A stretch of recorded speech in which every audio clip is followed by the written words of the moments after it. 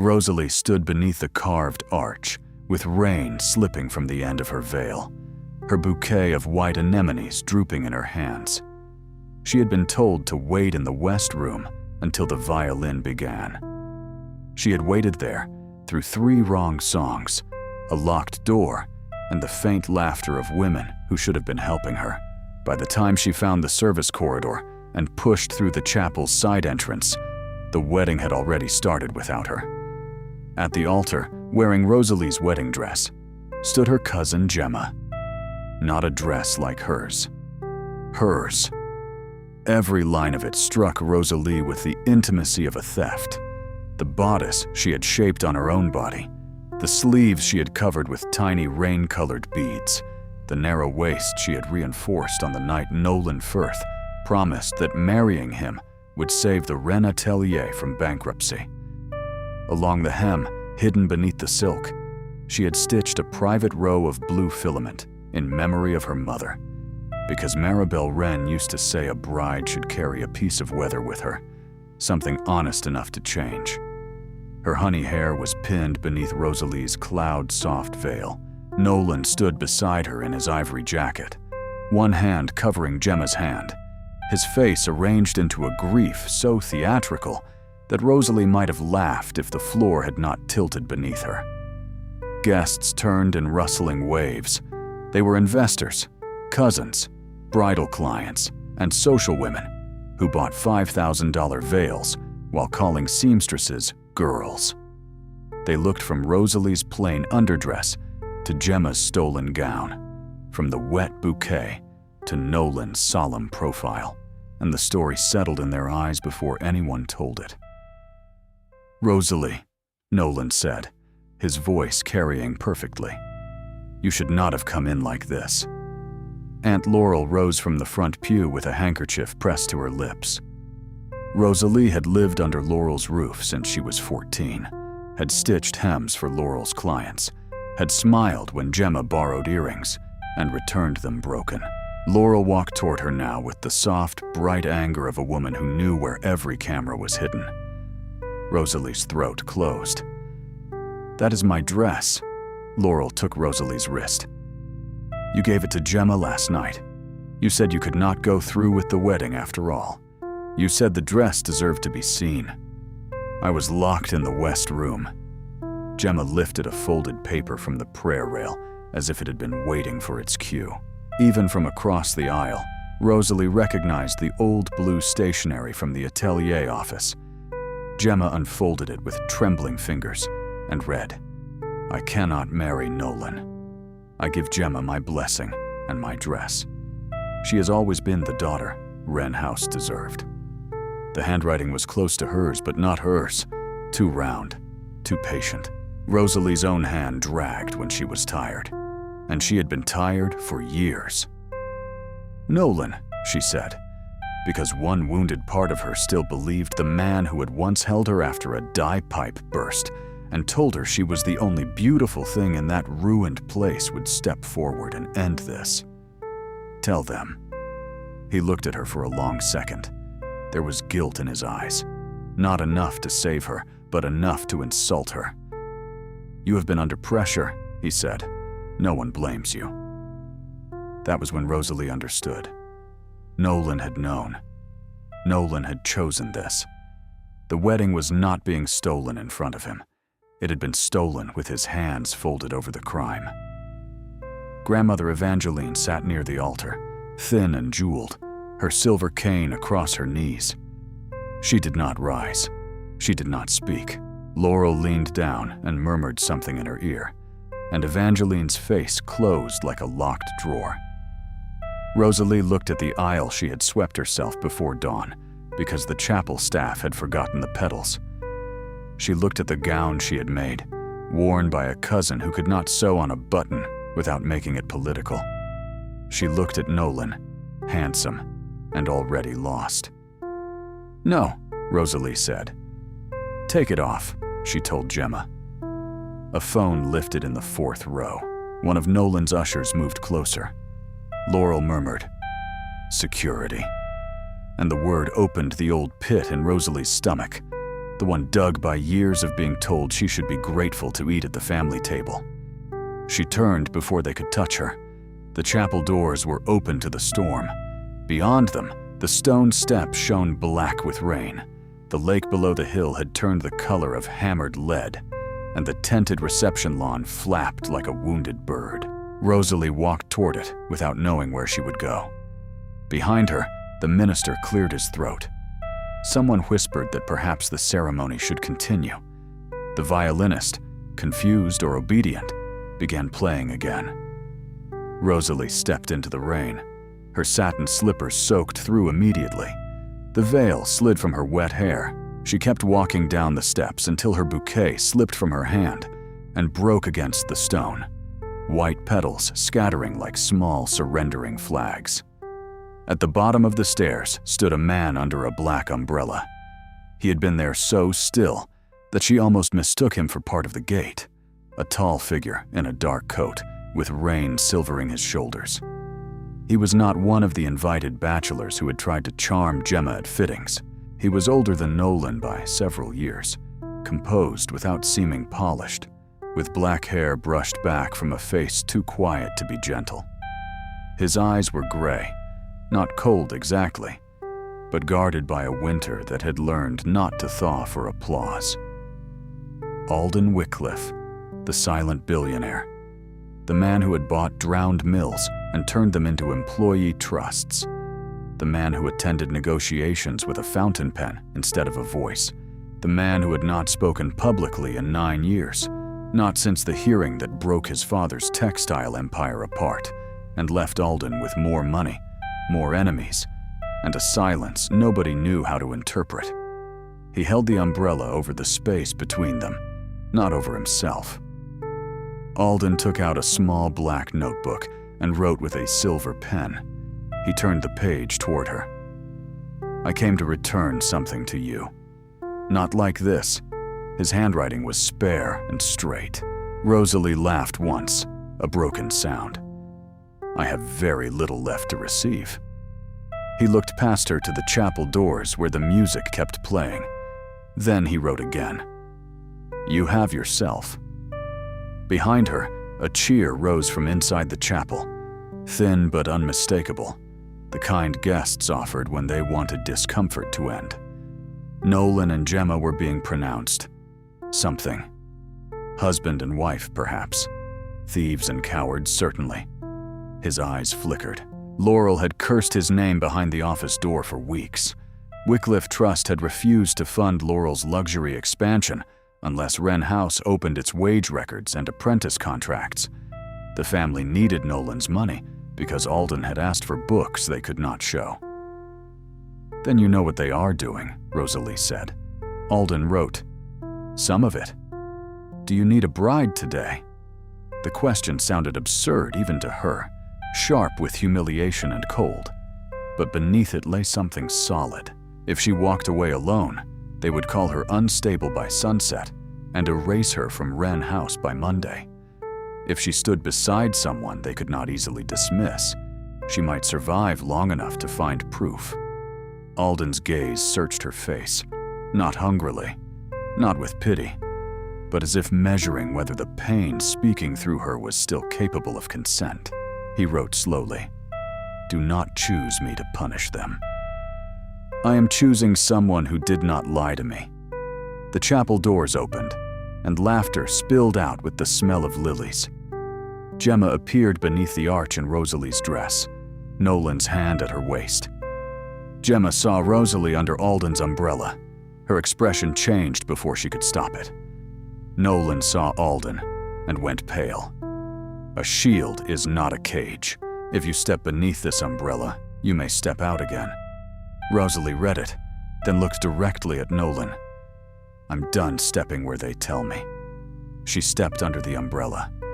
The rain stopped hitting her face. The world narrowed to black silk above, wet stone below, and the silent man beside her, who smelled faintly of cedar and ink. Alden offered his arm.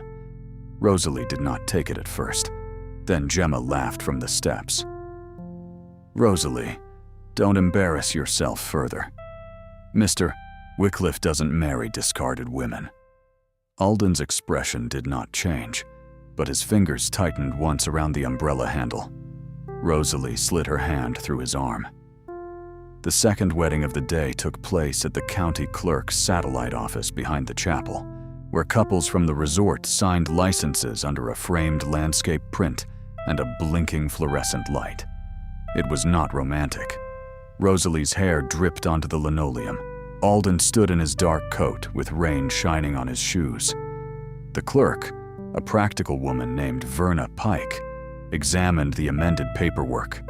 Alden's identification, Rosalie's wet face, and the very expensive silence between them. "You understand what you're doing?" Verna asked Rosalie. "I understand more than I did this morning." Alden wrote on his card and turned it around.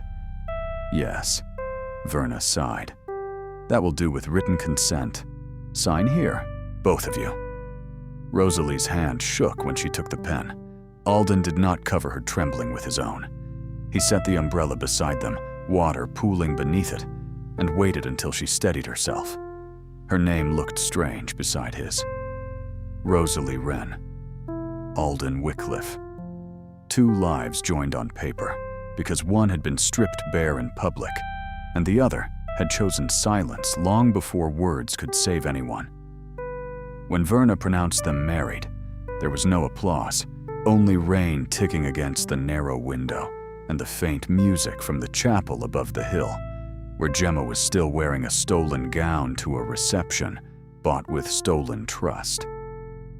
Alden took a small velvet box from his coat. Inside lay a narrow band of smoky platinum set with one gray pearl, luminous as rain trapped before falling. He wrote, "Temporary, if you wish. Yours either way." Rosalie thought of Nolan's ring upstairs, chosen by Laurel, photographed for announcements, always a little too large because no one had remembered her size. She slipped Alden's ring onto her finger. It fit. Her mouth almost broke then. Alden looked away first, granting her the dignity of not being watched while she refused to cry. Bellwether House was not the palace Rosalie expected. It stood beyond iron gates at the edge of the lake, built of dark stone and long windows, half swallowed by cedar trees. The entry hall smelled of beeswax and old books. A row of umbrellas hung by the door, each labeled in neat script. For residents, for guests, for storms, for fools. When Mrs. Sable left, Rosalie stood alone before the mirror. Without the gown, she looked unfinished. Her plain ivory slip clung to her knees. Alden's ring shone on her finger, like a moon that had wandered into the wrong sky. On the writing desk lay a parcel wrapped in brown paper, tied with blue thread. Her name was written across it in a hand she did not recognize. She touched the knot, but did not open it. Not yet. One wound at a time. Downstairs, Alden stood in the library before an unlit hearth. On the table lay papers, a tablet, and 2 cups of tea. He pushed one toward her. She remained standing. "I need to go back. They have my dress, my sketchbooks, my mother's patterns. If Laurel gets to the workroom first, anything that proves the dress was mine will disappear." He nodded once, as if he had expected the answer. Then he slid a document to her. It was not a marriage contract. The page held only 4 handwritten lines. "Your room is yours. Your work is yours. My name may shield you, but it will not own you. Any choice made tomorrow may undo what pain chose today. Because people in shock deserve exits marked clearly." "Do not make me grateful," she said. "I hate owing people." Alden's eyes met hers. He wrote, "Then don't owe me. Work with me." They returned to Wren House before dawn. The atelier occupied 3 brick buildings on Thimble Lane, their upper windows painted with faded gold letters. Wren Bridal and Formal, EST. 1919. Rosalie had loved those letters as a child. She had believed they meant women in her family made beautiful things and were therefore beautiful themselves. Years inside had taught her another lesson. Beauty could be built by tired hands and sold by polished ones. It smelled of chalk, steamed silk, and fear. Rosalie went straight to the third cabinet, where she kept her sketchbooks behind discontinued tulle. The shelf was empty. Alden moved closer, but did not touch. Rosalie crouched and ran her fingers over the dust. There, where the books had been, lay a single broken pin with blue enamel on its head. Gemma used blue-headed pins because she said they looked charming in photographs. Rosalie picked it up. She came all ready. He tapped the work table. On its surface, faint beneath chalk smears, were measuring marks Rosalie had made while cutting the dress. R.W. Rain bodice, left seam 1/8, mother bead layout. She grabbed a roll of pattern paper and rubbed charcoal lightly over the table. The marks emerged like bruises. Alden photographed them. "You believe me," she said, surprised by how much she needed to hear it from someone who had not known her yesterday. He wrote, "I believe evidence. I believe hands. Yours are covered in it." A key turned in the front lock. The person who entered was Nadine Moss, the oldest seamstress at Wren House, carrying breakfast rolls and moving with the caution of a woman used to doing unpaid miracles before sunrise. She stopped at the sight of them. The older woman's eyes dropped to the ring on Rosalie's hand, then to Alden. Recognition crossed her face, followed by something like satisfaction. "Well, the day has become less stupid." Nadine set down the rolls. "Your aunt took your books at midnight. Miss Gemma came with her, still in the gown, complaining that the waist hurt. Good. I hope it bit. I saw more than I wanted. They boxed your mother's gray pattern ledger too. It was hidden under the pressing board since Maribel died. Your aunt found it last month after the roof leak. That is when she began pushing this wedding like Judgment Day with cake. Because your aunt threatened to close the pension fund for every retired cutter if any of us interfered. Because fear makes cowards of decent women." Nadine swallowed. "And because I was waiting for you to stop asking permission. I am sorry." Rosalie showed her the blue pin. "Gemma stole my dress." Nadine snorted. "Gemma cannot sew on a button without making it political. Of course she stole it." Alden wrote a question and turned it to Nadine. "Who else knows?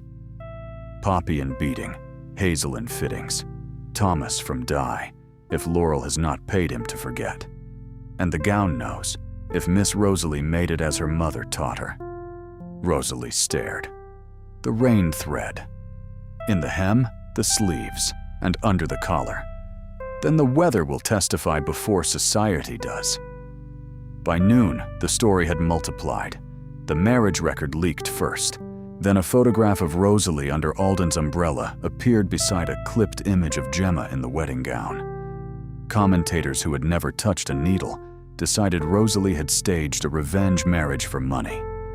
Bridal blogs wrote that Wren House had narrowly escaped scandal when the unreliable cousin fled. Laurel released a statement asking for privacy, while the family supported Rosalie's recovery.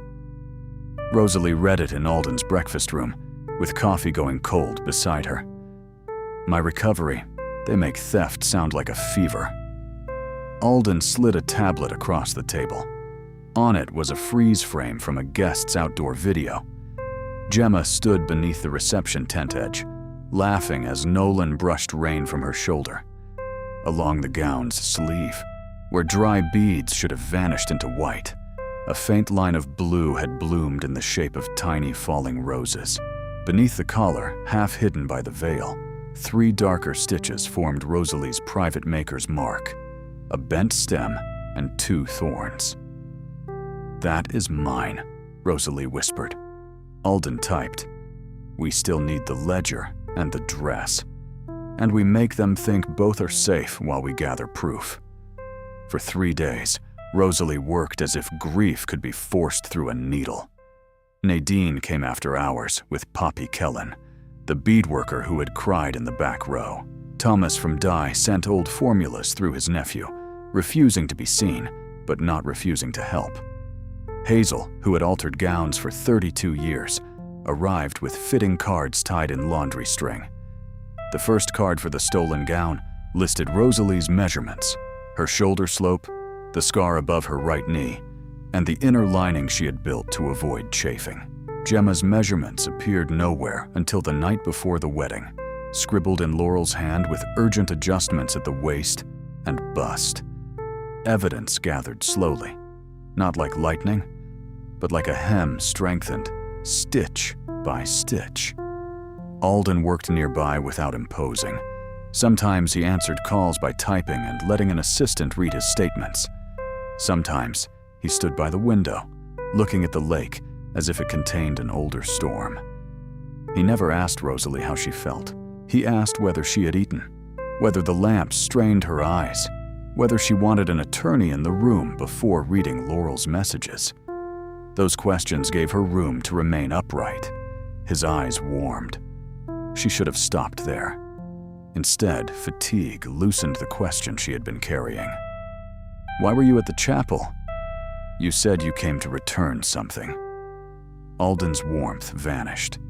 After a long moment, he wrote, "Your mother once gave me shelter from rain." Rosalie blinked. "You knew my mother?" 9 years ago, Maribel Wren came to a Wycliffe hearing with a box of wage records. She proved my father's company had used family ateliers as hidden subcontractors and underpaid them for years. I was there to deny it. I repeated what I was given to say. She stood outside afterward in the rain. I had no umbrella. She gave me hers and said silence after harm is not neutrality. It is shelter for the wrong person. "You denied it?" Rosalie asked. Alden's face did not flinch, but something behind his eyes did. He wrote, "I was 23, frightened of my father, and rich enough to mistake obedience for duty. Your mother's records proved me wrong." After that hearing, I stopped speaking in rooms where my name made lies louder. Rosalie stepped back. All week, his silence had felt like restraint. Now it felt complicated. A locked room built on her mother's courage. "Did you marry me because of guilt?" "No. I offered a shield because you were being stripped of yours. I came because your mother's attorney sent me a sealed parcel. He said it belonged to you, and Wren House would not deliver it. I did not know they would do what they did. I should have come sooner." Rosalie went upstairs and opened the parcel.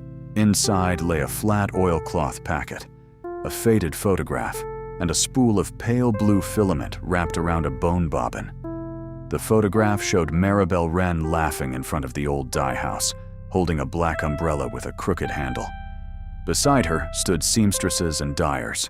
In the corner, half hidden by shadow, was a young Alden Wycliffe, soaked through, holding papers to his chest, and looking as if he had been slapped awake by the world. "My Rosalie," the first page began. "If this reaches you late, be angry at the delay, not at yourself."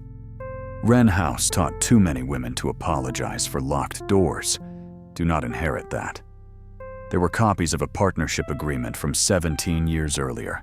Maribel had invested settlement money from the Wycliffe underpayment case into rescuing Wren House when Evangeline's husband nearly lost it.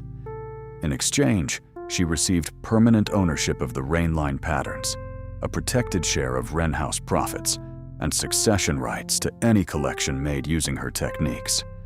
The documents were signed by Evangeline, Maribel, and Laurel as witness. Laurel had known. On the final page, Maribel had written, "The dress is not the inheritance. The hand that made it is." For years, Laurel had told her that Maribel left debts and memories. All the while, Rosalie had been the legal heir to the very techniques Laurel sold under the Wren name. The wedding had not only been a betrayal of love, it was a business maneuver. If Gemma publicly wore the rain thread gown as Wren House's heirloom design, Laurel could claim the technique belonged to the company, not to Rosalie. Nolan's merger money would follow. Rosalie's labor would become Gemma's legend by breakfast. When Alden knocked softly, she did not answer. He did not enter. A folded note slid under the door.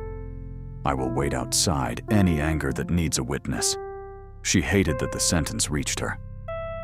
The next morning, Rosalie returned to Wren House through the front door. She wore a charcoal dress she had made overnight from dead-stock crepe, Alden's ring, and no veil. Alden walked beside her. Mrs. Sable had insisted on sending Keaton, the driver, and Yara Pell, Alden's attorney, who wore red boots and looked delighted by conflict conducted before noon. The showroom stopped breathing. Gemma stood near the mirrors with bridal magazine editors and a tray of champagne. She was not wearing the stolen gown. It had been sent for preservation, which meant Laurel had hidden it. Nolan stood behind her, handsome and pale, the husband of yesterday already looking cornered by tomorrow. Laurel came from the office in cream silk. "Rosalie, this is not a good time." "It wasn't a good time when you locked me in a room either." Gemma's smile sharpened. "You really should rest. After what happened, everyone is worried." "No one worried enough to look for me." Nolan stepped forward. "Rosalie, please. This public bitterness helps no one." She turned to him. For a moment, she saw not the liar at the altar, but the boy who had once praised her sketches with real wonder. It almost hurt. Then she remembered him letting Gemma read the false note in her voice. "You married my cousin in my dress," she said. "Do not advise me on bitterness." Alden wrote on a card and handed it to Yara. She read aloud, crisp and calm. "Mr. Wycliffe requests immediate preservation of all design records, digital logs, fitting cards, wage documents, and the garment worn by Mrs. Gemma Firth yesterday. Wycliffe Trust will seek an injunction within the hour if any item is moved, altered, cleaned, destroyed, or misrepresented." Laurel laughed softly. "Mr. Wycliffe has no standing." Rosalie placed Maribel's partnership agreement on the nearest glass table. "I do." Laurel's face changed by a fraction, not enough for the editors to notice, but Rosalie saw it. Alden's gaze cut toward Nolan. He wrote something and held it up himself. "Where's the dress?" Nolan looked at Laurel. That was all the answer anyone needed. "It is safe," Laurel said. Rosalie smiled. "Good. Then you will not mind showing it to us." Gemma's mask slipped. "That gown belongs to Wren House. The design belongs to my mother. The labor belongs to me. The lie belongs to you." "I will be in the cutting room," Rosalie said. "Anyone who wants the truth may ask the women who made it." By evening, 3 seamstresses had given sworn statements. By morning, 2 brides canceled Gemma's consultations and asked for Rosalie directly. By noon, Laurel filed a petition claiming Alden had coerced Rosalie into marriage while she was emotionally distressed. By dinner, Nolan sent Rosalie a message that read, "We should speak privately before this ruins everyone." She did not answer. Alden, seeing the message light her phone, wrote, "You owe him no private stage." Alden did not dismiss it. He wrote, "Cowardice often borrows kindness before spending it." The world outside sharpened. Laurel accelerated the bridal showcase, where Gemma would be introduced as creative director of the Rainline revival. Invitations described Gemma Firth as the living face of Wren tradition. Nolan's family announced an investment agreement, pending completion of brand consolidation. Laurel claimed the outdoor images were altered and produced a fabricated design board with Gemma's initials. She bribed Thomas from Dye to sign a statement that rain thread belonged to Wren House inventory. Thomas came to Rosalie that same evening in tears. He had signed because Laurel threatened his son-in-law with legal trouble over immigration paperwork. "It is nonsense," he said, twisting his hat. "But nonsense with legal letterhead still scares a man. Your mother told me honest color takes time. I forgot. I signed their lie in 10 minutes. Then unsign it in 11. Thomas brought the first real crack in Laurel's wall. He remembered the dye lot for Rosalie's gown because the rain thread had required water from the Old North cistern, where minerals fixed the blue without staining the silk. The cistern had been sealed 2 years earlier. Only Rosalie knew the maintenance code because she had cleaned its grates when Laurel refused to hire help. Every dye vat at Wren House logged mineral composition automatically for insurance compliance. Still, the dress was missing. The breakthrough came from a flower girl named Lottie Ames, 7 years old, observant, and insulted by adults who assumed quiet children were furniture. Her mother brought her to Bellwether House after seeing Rosalie's courthouse statement. "She has been worried," Mrs. Ames said. "She says she saw the pretty bride crying in a closet." Lottie frowned. The one in the wrong dress. She opened a backpack and produced a disposable camera covered in stickers. "I took pictures of the shiny shoes and the cake bird, and the lady with the yellow nails pushing the big dress bag into the laundry truck." The developed photographs were crooked, blurred, and priceless. One showed Laurel near the service entrance the morning after the wedding, supervising 2 men loading a garment bag into a truck labeled Crystal Veil Restoration. Another showed Gemma in the stolen gown before the ceremony, standing in the west corridor outside the room where Rosalie had been locked. In the corner of that photograph, a brass key hung from Gemma's wrist on a ribbon. Rosalie stared at the key until the room seemed to pulse. "They said I left," she whispered. Alden's hand closed over the back of the chair, tendons stark. He wrote, "Breathe first. Act second." The showcase was 48 hours away. Crystal Veil Restoration had moved the gown again, but Laurel's arrogance was becoming easier to predict. Rosalie believed she would bring the dress into the light, because thieves always wanted applause to finish the work theft began.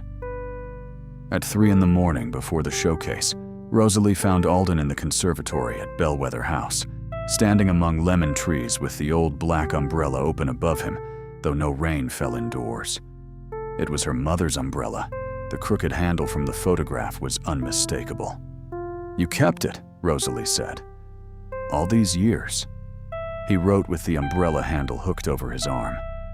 "Because she gave it when I deserved rain." Rosalie touched the worn black silk. "My mother was not a saint. She once made a client cry for calling my hands provincial. She would not want you standing forever in the worst thing you did." His pen hovered. Then he wrote, "Would you?" Rosalie thought of the chapel, of Gemma in her gown, of Nolan's shameful eyes, of Laurel's hand on her wrist. She thought of anger, how necessary it was, how poisonous if mistaken for home. "No," she said. "But I might want you to walk with me while I learn not to." Alden's breath changed. It was not a word. To Rosalie, it sounded like a locked house hearing a key. The Wren Bridal Showcase took place in the glass-roofed market hall downtown, a bright industrial space filled with white chairs, editor tables, flower arches, and women pretending commerce was heritage. Rain hammered the roof so loudly that guests had to lean close to gossip. The weather had come, as if summoned by every dishonest stitch in the city. Alden entered through the side doors with Rosalie on his arm, and the black umbrella folded in his hand. The room noticed in waves. Phones rose. Rosalie wore the gray dress she had made, the collar high, the sleeves open, the seams quiet. No one applauded. That suited her. She had not come to be welcomed. Nadine stepped from behind Rosalie, followed by Poppy, Hazel, Thomas, and 8 current and former Wren workers dressed in black. They carried portfolios instead of bouquets. The first half of the showcase proceeded like a dream, staged by enemies. Models walked in gowns, named after virtues their makers hadn't been paid to enjoy. Purity, legacy, devotion. Gemma stood to speak after the third collection, glowing beneath a spotlight. Wren House has always belonged to women who knew how to carry beauty without bitterness, she began. Today, I unveil the Rainline Revival, inspired by the heirloom gown I wore at my wedding. Some have tried to twist a family gift into scandal, but heritage cannot be owned by anger. At Laurel's signal, 2 attendants wheeled out a dress form beneath a silk cover. Rosalie stopped breathing. Laurel had brought the gown, not hidden, not destroyed, displayed. The arrogance of it was almost majestic. The cover fell. Rosalie's wedding dress stood beneath the spotlight, cleaned, pressed, and altered at the waist. For 1 second, the sight punched the air from her lungs. Then she saw what the cleaning had done. The rain thread had faded from the sleeves, but not vanished. Along the hem, faint blue shadows waded like buried rivers. Gemma smiled at the audience. As you can see, this gown carries no signature but Wren tradition. Rosalie stood, not quickly, not dramatically. She simply rose, and because the hall was already hungry for scandal, every camera found her. "That is incorrect," she said. Laurel's headset crackled. "Remove her." Alden opened the black umbrella. It was absurd indoors, beautifully absurd. The gesture halted the nearest guard long enough for Rosalie to walk into the aisle. Alden followed, umbrella angled over her, not because of rain, but because the glass roof above them had begun to leak in thin, cold streams. Water fell through old seams in the market hall and struck the runway in shining spots. She climbed the runway steps. "My name is Rosalie Wycliffe. I was born Rosalie Wren. That gown was cut on my table, fitted to my body, beaded from my chart, and marked with my mother's rain thread technique. My cousin wore it after I was locked in a room and accused of leaving a note I never wrote." Gemma seized the microphone. "This is grief. This is jealousy." "No," Rosalie said. "This is construction." She took a spray bottle from Nadine and sprayed clean water across the gown's hem. For 3 seconds, nothing happened. Gemma smiled. Then the thread changed.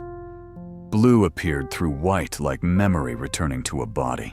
Not random color, not stain, but a pattern. Falling roses along the hem, a bent stem at the collar, 2 thorns under the left sleeve. The maker's mark bloomed in front of everyone, darkening slowly as rain and water woke what cleaning had tried to erase. Poppy lifted bead counts. Hazel held up fitting cards. Thomas displayed dialogues from the North Cistern. Yara projected Lottie's photographs onto the screen behind the runway. There was Gemma outside the locked west room with the brass key on her wrist. There was Laurel loading the gown into the false restoration truck. Nolan stood up from the front row. "Gemma," he said, not loudly, but enough. "Tell them it wasn't supposed to go that far." He did not. Shame made him look younger and worse. Laurel said Rosalie would be compensated after the merger, that she had become difficult, that the dress had to be worn by the public Wren heir so the technique would stay with the company. Rosalie looked at him, and locking me in. Nolan closed his eyes. I did not know until afterward. It was not enough. It would never be enough. But truth had begun eating its way out. Laurel stepped onto the runway, diamonds flashing. "This is a family dispute being exploited by a man whose fortune was built on textile theft. Do not let Alden Wycliffe pretend to be a savior, because he has trained a humiliated girl to accuse her own blood." Cameras swung toward Alden. For the first time since Rosalie had known him, Alden walked forward without writing. He stopped beside her, under the leaking roof. Water struck his dark hair and shoulders. He looked at the audience, at Laurel, at the dress, at Rosalie. When he spoke, his voice was low and rough from disuse, not weak, but as if each word had to pass through years of guarded doors. Maribel Wren owned Rainline. Alden continued, only that much louder. I witnessed the original settlement transfer. Laurel Wren signed it. Evangeline Wren signed it. Rosalie is the successor. Yara scanned the final document onto the screen. The notarized record from the Wycliffe underpayment settlement, with Maribel's ownership clause and Laurel's signature clear beneath it. The market hall erupted. Laurel stared at Alden as if his voice itself had betrayed her. You had no right. His voice scraped again, quieter but merciless. Neither did you. Grandmother Evangeline rose then. Everyone seemed to have forgotten she was there. She leaned heavily on her cane, but her voice carried. Laurel, she said, sit down before you confess to more than theft. Evangeline turned toward Rosalie. I signed your mother's agreement. I thought the profit shares were being paid into trust for you. Laurel told me Maribel's attorney moved them after her death. I believed my daughter because believing her allowed me to avoid opening ledgers that would prove my negligence. Evangeline bowed her head. I was wrong. No, Evangeline said. You used my age as a curtain. I let you. The curtain is down. Rosalie felt the audience waiting for tears, forgiveness, collapse. She gave them none. Her grief was not a performance obligation. Yara addressed the hall. Wycliffe Trust and Rosalie Wycliffe will be filing claims for design theft, wage suppression, fraud, and attempted destruction of protected creative property. Any editor or buyer who continues with the Rainline revival under Wren House will be knowingly participating in contested infringement. Buyers began closing folders. Editors began typing. Gemma backed away from the dress, as if it might accuse her further. Nolan sat down and put his face in his hands. The leak in the roof widened. A cold stream fell directly over the stolen gown. Blue thread darkened everywhere now, sleeve to hem, collar to train. The dress changed before the audience into what it had always been. Not Gemma's triumph, not Laurel's asset, but Rosalie's labor carrying Maribel's weather. Alden swayed almost imperceptibly. Rosalie saw it. She stepped close. Enough, she whispered. He looked at her, and for a moment every camera, every accusation, every debt between their histories vanished. There was only the man under the umbrella, having spent a voice he had hoarded for years because her truth needed one more witness. She took the umbrella from his hand and held it over them both. The legal collapse of Laurel's control did not happen in one dramatic afternoon, though the city preferred to tell it that way. Real consequences arrived with signatures, audits, resignations, and workers sitting at long tables explaining how many unpaid hours could fit inside a beautiful gown. Laurel stepped down within a week, claiming health and legal strategy. Gemma's marriage to Nolan became a separate battlefield of blame. Nolan's family withdrew investment, then sued Wren House to recover funds advanced on false ownership claims. Rosalie did not rejoice as much as people expected. Anger had kept her moving, but victory required administrative stamina. She spent mornings with Yara reviewing ownership transfers, afternoons with Nadine and the workers designing a new structure for the atelier, evenings in the Bellwether studio, altering the gray dress because, after the showcase, she realized it was not finished. Neither was she. Rosalie understood now that his silence was not a puzzle for her to solve. It was a country with borders. Love would not invade it and call occupation healing. 3 weeks after the showcase, she found a signed annulment petition on the library table. For one cold second, the chapel returned. The west room, the locked door, the sound of life proceeding without her. Alden stood by the window, hands behind his back. On the table beside the petition lay a note. You chosen pain. You have proof now. Standing. Money owed. And no need of my name. I will not become another door you feel obligated to stay behind. Rosalie read it twice. You arranged this without asking me? His face tightened. He wrote, I wanted the exit ready. You are always building exits. For people who have been trapped. For yourself, too. Do you want this? She asked. He wrote with visible effort. Want has harmed many people in my family. That is not an answer. Rosalie laughed, but the sound had tears in it. Safe for whom? You think if you never say want, you never take. But sometimes, refusing to want is another way to decide for both people. She placed the petition back on the table. I am not staying because of your name. I am not staying because my mother once gave you an umbrella. I am not staying because you rescued me from steps in the rain. I am staying in this room right now because I am angry with you and still do not want to leave. That should frighten us both, she said.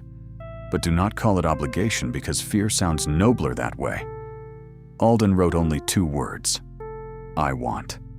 The page remained unfinished. Rosalie waited. His throat worked.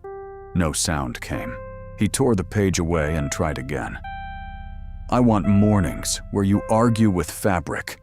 I want your notes on muslin in my silent house. I want to be worthy of the way you hold your ground. I want to stop mistaking punishment for repair. I want you free, and I want you here. And I do not know how to want both without becoming my father. Rosalie's eyes burned. She took the pen from him and wrote beneath his words, Then learn with me. Slowly.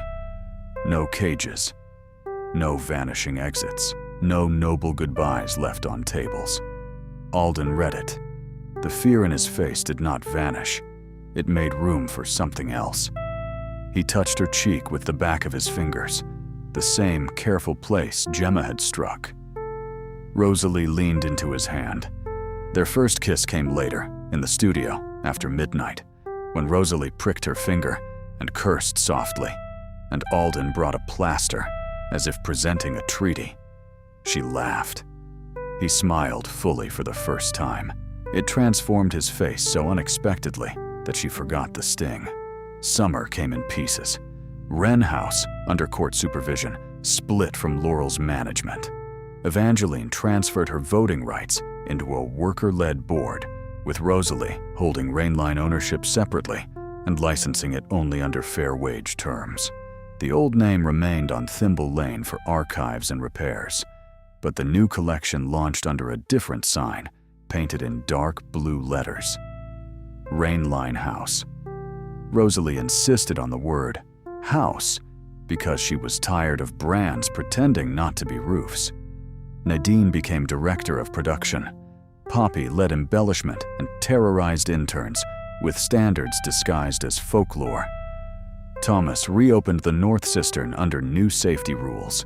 Hazel created fitting policies that made brides stand on platforms labeled, "No woman is a problem to be solved by pins." Alden funded nothing without structure. Rosalie made sure of it.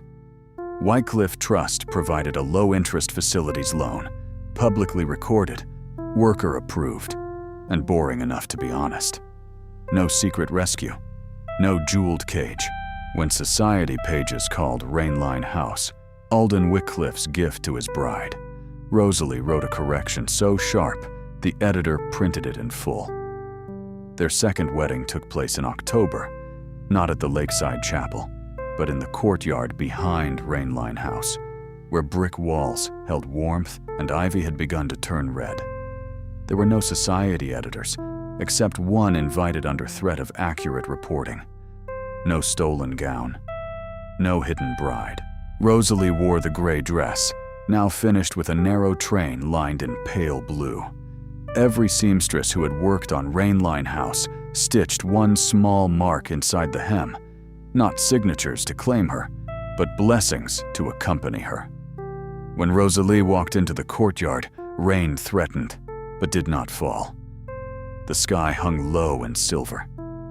Alden watched her come toward him with an expression so vulnerable that the guests became background.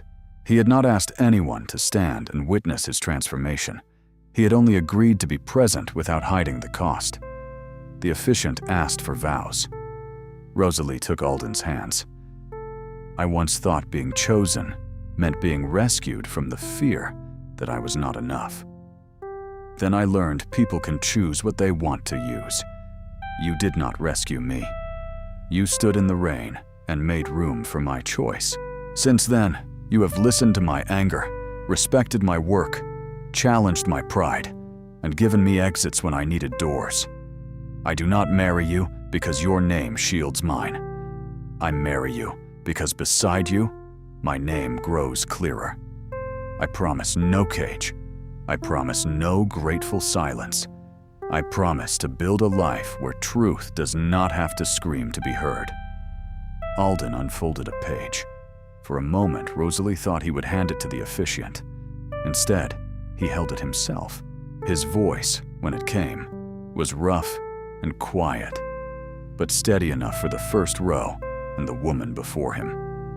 I lived many years believing words were dangerous because I had used them badly once. Then you came through rain with nothing but your injured truth, and you made silence answerable. You did not demand my voice. You demanded my honesty. You taught me that repair is not self-punishment. It is work done in daylight, with the people harmed allowed to speak first. I choose you without debt. I want you without ownership. I love you without asking you to become smaller, softer, or grateful. If my voice fails, my hands will remember. If my hands fail, my life will still be turned toward you. Rosalie's tears fell then, warm and unashamed. The first drop of rain struck the courtyard stones as Alden slid the gray pearl ring back onto her finger after adding a narrow blue band beside it. Another drop fell. Guests shifted, laughing softly, reaching for umbrellas. Alden lifted the black umbrella over Rosalie, exactly as he had on the chapel steps. This time, she took the handle with him. Under the umbrella, before applause could rise, Rosalie kissed her husband, with rain blooming along the hidden blue thread of her dress. Around the hem, the seamstress's marks darkened one by one, a secret chorus waking to weather. No one stole that moment, because no one could. It had not been made for display, though everyone saw it. It had been made the way real things were made, through labor, anger, witness, patience, and hands steady enough to mend without pretending the cloth had never torn. Later, after the supper and Mrs. Sable's cinnamon cake, Rosalie returned alone to the workroom for one last look. The lamps were low, the tables were clean. Her mother's bone bobbin lay in a glass case beside the first rain-line label, not as a relic, but as a reminder that inheritance was not the same as obedience. Alden found her there, umbrella closed at his side. "You are missing your own wedding," she said. He wrote, "I know where the bride is." Rosalie laughed and leaned back against the cutting table. "Do you ever think about the first day? How ridiculous it was." He considered, then wrote, "Often." "And," he added, "I am grateful you were angry enough to be brave." She looked at him, at the man who had held an umbrella over a stranger and become the person she trusted to stand beside her without blocking the sky. "I was not brave," she said. "I was out of places to be afraid." Alden shook his head and wrote one final line before setting the pen down. "Sometimes that is where bravery begins." Rosalie took his hand.